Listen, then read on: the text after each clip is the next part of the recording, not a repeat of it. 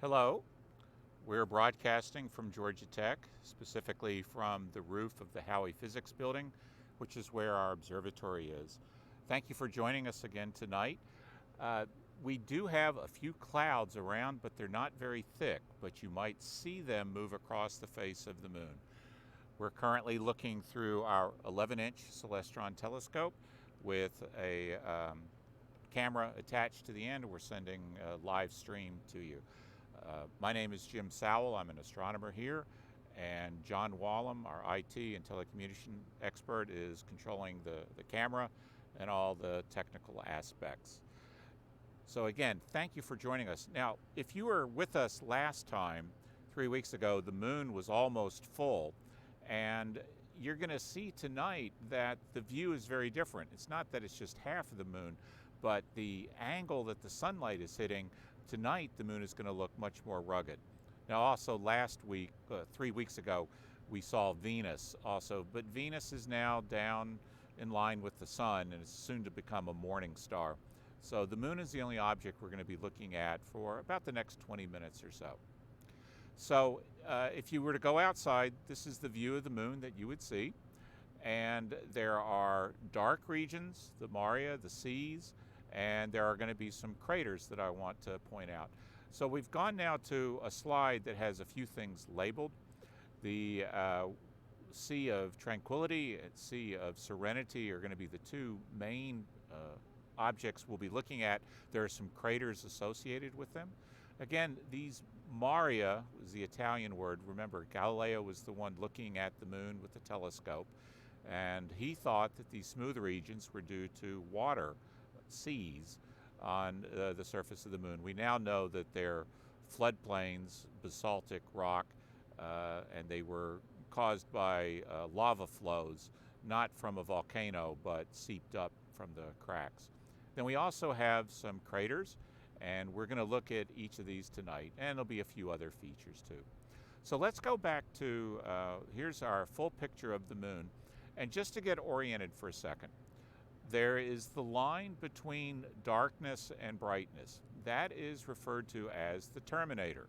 And we were using this word long before Arnold Schwarzenegger was making movies like this. So I want you to head toward the terminator and in the center of the moon. So we're going to go to the right first, and then later we're going to come along to the left. Now, if you look to the right, there is a Maria about a third of the way as you go from the center to the right, and you can see that it's very smooth and dark, and you can see a ring of bright mountain peaks surrounding it. Now, what I want you to really notice, though, is that this bright ring extends into the darkness. You can see the tops of the ridges. There are a lot of mountains right along there. And so what's happening is the tops of the mountains are high enough up that they're capturing the sunlight, which is coming up from the bottom, the way the orientation is. Good, we're zeroing in on this. But the bottoms of the mountains yet aren't in darkness. They're still in the non-illuminated area. This is the Sea of Serenity, and then down to the lower left is the Sea of Tranquility. So actually, since we're in this area, let's go on to the far right, and we're going to look at the two craters. Okay, that's it, yes. So good. All right, so there are two craters to the right of the Sea of Serenity. And the farthest one, the largest one of the two, is named after Aristotle, a name you would probably recognize. Now, as you see in this view, there are bright and dark regions. And you can tell the difference between a crater versus a mountain because the dark and bright are on opposite sides. You can see for the crater Aristotle, the bright is on the upside, and the shadow of the other half of the crater is on the bottom. If you were to look at the mountain peaks, which are on the left, these are referred to as the Caucasus Mountains. The shadows would be on the other side. You can see they're bright on the bottom, a little bit dark on the top. Again, the Maria, let's start over. The moon is about 4.5 billion years old. The Maria were made about 3 billion years ago. Now, if you have craters on the Maria, then they're even younger. And we're going to zoom in on a small one that's right there between the Sea of Serenity and the Sea of Tranquility, and it's Pliny, named after the Italian, the Roman. It's kind of center that just a little bit. There's quite a few craters in here, and that's the reason that usually when you go to a public night and you're looking at the moon, that it's going to be close to first quarter. The reason for this is the orientation of the sun with the earth and the moon is such that the sunlight is coming at an angle, and so we're going to get the shadows. So you will see the ruggedness. Now, when you look at craters, you can also see that some are going to be rather deformed and some are going to have a nice sharp edge. Pliny is the largest one there in the Maria, almost right between the two. If you go straight up, you can see another one that has, looks to be pretty sharp edges. So the sharpness usually indicates that it's younger and it's had less time to erode. There is erosion on the moon. There can be rock slides due to gravity, but there's also micrometeorites being sent out by the sun and traveling through the solar system. And so over time, there's like a sandblasting, a pulverizing that can reduce the craters. All right, we're going to continue now on our journey slowly, and we're going to head to down to the Sea of Tranquility, and then we're going to head over to another smaller sea. I think that's the Sea of Nectar, and there's several craters associated with that. Very good. Yeah, we're heading toward that one. And we're going to zoom in on a cluster of 3 craters. The largest one is named Theopolis, and notice that this crater has a central mountain, and we think this occurs because of the same reason that if you were to drop a pebble into some water, you get the depression made, but then it comes back and causes a little bit of a squeeze up. And I think that's what happened. Again, it's real easy to make out the height of the mountain. You can see that it's nice and bright, it's extending up. By the way, the diameter of this crater is about 60 miles across. Most of the craters that you're going to be seeing tonight are about that size, except for the previous one, Pliny, which was only about 40 miles across. Again, 60 miles would easily fit between Atlanta and Chattanooga. It's about 90 miles between Atlanta and Chattanooga. But the perimeter would easily fit inside these craters. Now, in this view, there are quite a few lunar features. So we have the crater, then to the right and to the lower left are some of the Maria. But there's also something that the moon doesn't have too many of, and this is a ridge, and the beauty about tonight is it's illuminated. So there are the 3 craters on the right, and then there's this long white ridge. We're kind of centered on it. Well, these are called scarps. I think you know what a valley would look like. So you would have a ridge, and then a depressed area, and then another ridge. A scarp is where one side collapses, so you only have the one ridge line. And so there's this long meandering ridge going through this uplands of the moon, and because of the angle of the sun, it's appearing very bright right now. We're getting the reflections off of it. These are not very common on the moon. They're much more common on Mercury, and Mercury and the moon have many similar characteristics, but there are definitely some differences. But now you can also make out right there that we're in the region, the southern region, where there are lots of craters. And we could just kind of go around and look at whatever we want. But actually, if we head down for a second, okay, I just want to show you a feature that was something similar to what we saw last time. Remember, we were looking at rays, and these are ejected particles that come from when the impact forms the crater. And usually these have to be close to Maria so that you can see them well. But here again, you can see it's got a white beach all the way around, and it's got the fingers ejecting outward from it.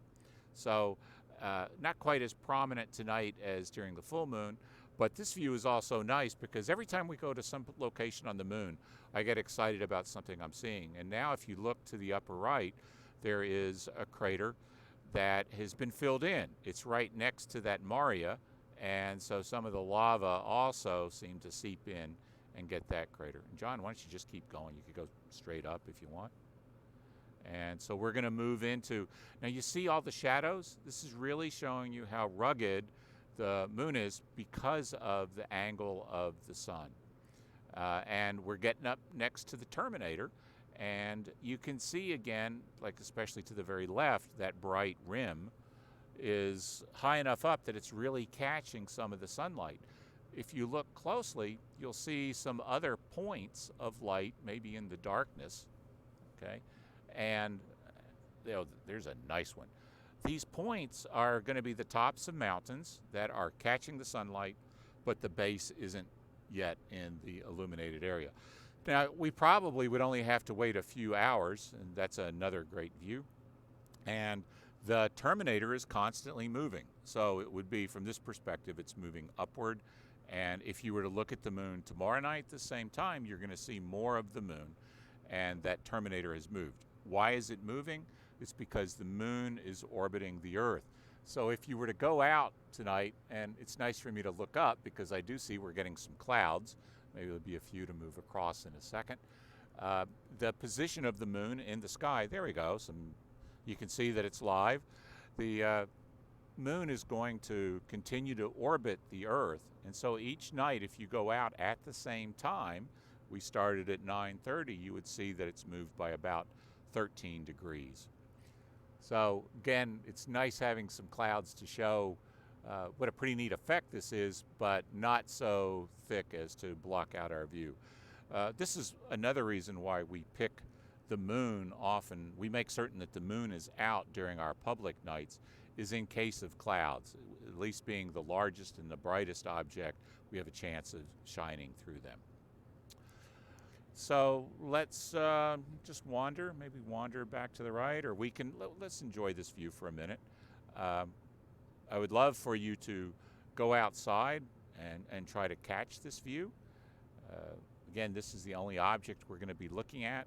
We're going to zoom in again to some of the craters and some of the Maria, and just try to enjoy the view. I could easily look at the moon for an hour, and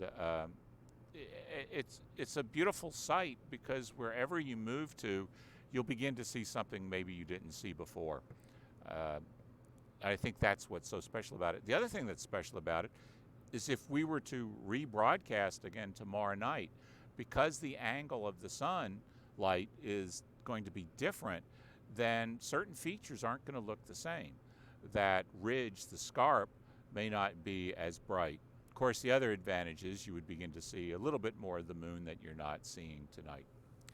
I think, why don't we go back to the Sea of Serenity, and we'll start again kind of looking around the edge, because the nice thing about Maria is normally you can find just about every lunar feature on there. Like, you go to that view, that's nice. So we've got the lunar Maria filling the screen. If you look to the bottom right at about 5 o'clock, there's a large crater sitting on top of it. You got the mountain and a couple other little craters next to it. If you go up to the upper right, say about 1 o'clock or 2 o'clock, you're seeing the mountain range with the peaks of the mountains. You can really make out there is a cluster of mountains here. There are not mountain chains on the moon. There are only these regions next to Maria from when the Maria were created by a big impact. You can see the Maria is very smooth, except for maybe one crater on there, and I would estimate that that crater is probably 15 miles across, has a nice dark shadow to it. If you move straight to the left from there and you get just slightly outside of the mountains, the Maria, I can see some gashes going through the crater, some parallel gashes, and so we actually have a few valleys on the moon. And this is what I mean about seeing something unexpected. caught my eye. Wasn't certain what we thought we were going to be talking about tonight. But even just looking here, you can see some craters, obviously different sizes, but also how sharp the edges are. That one in the center is certainly an older crater and has been worn down more so. Let's head down to Pliny one more time. Yeah, there it is. And so a few other craters on the Sea of Tranquility. Oh, there's a dark cloud. And we're actually in the edge now of a dark cloud, but we're right on the edge. I'm hoping it will move out. But we might be in it for a few minutes. Want to play the music?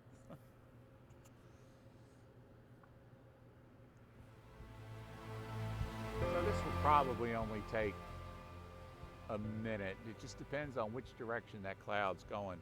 But this is pretty neat too. This is exactly what you'd like to have on Halloween. But we're not going to be worried about being clouded out. It's just a little bit. In fact, it's starting to get brighter.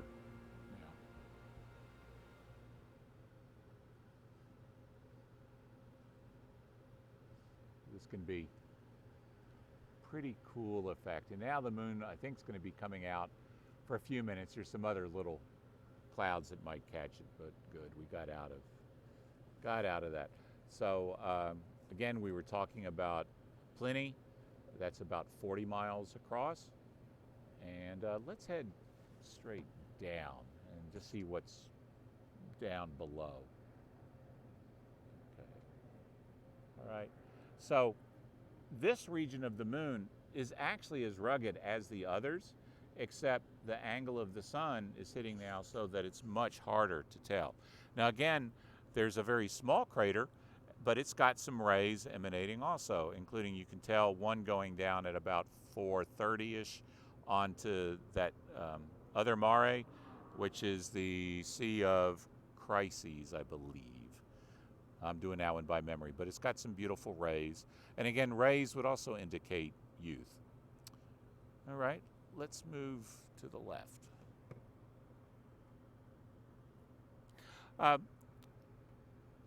Since the previous presentation, we have tried to make some improvements. One of which is we could tell it seemed to be much better for you to see us moving across the moon. Now, another item that we have not done is to have two-way communication. And I mentioned that I hope to someday be interacting with schools. And so we're still going to be working toward that, but we want to make certain that we're able to do some things right initially. So we still have big plans. We also felt that we wanted to get a better phase of the moon. We're back to one of the first craters I started on. This is Theopolis, and to the upper left in the screen, excuse me, is the Scarp. And I think we'll just take a minute and enjoy this view. Zooming out. Okay. Good. So we've been going for about 20 minutes, and maybe we'll go one more time into the rugged south in a minute, and we'll finish up with that. So, by the way, you can get a pair of binoculars and go out and see, maybe not the craters, but certainly the Maria on the moon. Now, when you do use a pair of binoculars, you have to practice a few times being able to pull them up to your eyes so that they're pointed in the direction you want them to point. And then second, you do need to lean your elbows either on a picnic table or up against a pole or the edge of a building in order to stabilize yourself. But much of what you can see is through a pair of binoculars. And by the way, that pair of binoculars you're using is better than anything Galileo had. So he probably had some stability, but as far as what he could see, the optics don't compare with your binoculars. So again, a beautiful view of the moon. We're going to go one more time down into the southern region. So it would be the down from your perspective. You're out looking at the moon. And just a fascinating world, very different from ours. No water, No clouds, no atmosphere, very little geology occurring these days, uh, almost directly opposite from us. So now you can begin to see crater on top of crater. Some craters have that central mountain, usually has to be the bigger craters. Again, if you have a crater on top of a crater, the one on the bottom has to be the oldest one. That doesn't tell you an absolute age. Maybe the smaller one landed on it a day later, maybe 10 million years later. Okay. You can see a little bit of turbulence as the orientation of the moon, but just a fascinating view. And so why don't we zoom kind of back out and we can begin to close off, recenter, and okay. So we're going to leave this view up for a minute or two. Again, I want to thank you very much for joining us. This is May 28th, our second night, 2020, our second online public night from Georgia Tech. Again, John Wallum and Jim Sowell. It's on YouTube, and please consider subscribing to our channel. We're going to try to do this, especially a great deal in the fall, and we hope to be able to get out to schools and certainly spread the news around. We're not really, don't have any borders. Anybody can be watching. In fact, I can tell you that last time one of my students in Brazil was watching this. So I'd like to know, especially if you were not in Georgia, send us an email. And you can find my email address. Just Google Georgia Tech and astronomy. That's my website, and you'll see my email address. We'd love to hear from you. And we also have an email list that you can join to get notifications that we're doing this. I didn't send out a notification today until rather late because I was waiting to really see what the weather forecast was going to be like. And again, we've had a beautiful night. John and I are sitting out under the stars, really enjoying this. And yet we're broadcasting from downtown Atlanta. Anything else? Okay.